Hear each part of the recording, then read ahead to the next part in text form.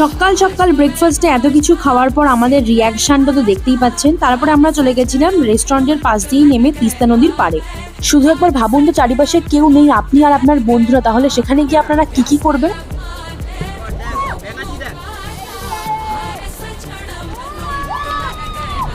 এইসব করতে করতে কখন যে 3 ঘন্টা বেরিয়ে গেছে আমরা তো জানিই না।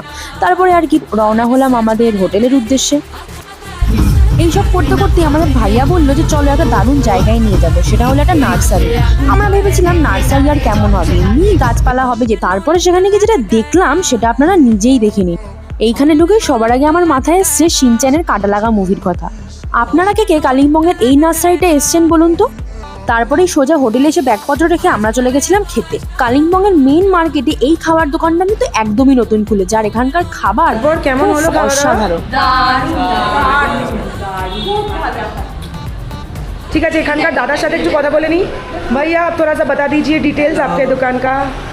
ये लोग कालिम्पोंग से है, एकदम मेन टाउन में दुकान है, बस स्टैंड के ठीक ऊपर में और एक्सिस बैंक के ठीक ऑपोजिट में। एक्सिस बैंक के ठीक ऑपोजिट।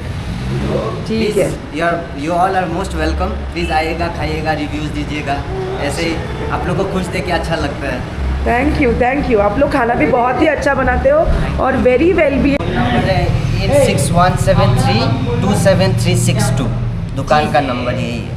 সন্ধেবেলা আমরা আড্ডা দিতে বসে পড়েছিলাম, গান নাচ আর প্রচুর হাসি মজার সাথে দিনটা সেভাবেই শেষ হলো। আর পরের দিনের জন্য ফলো করুন।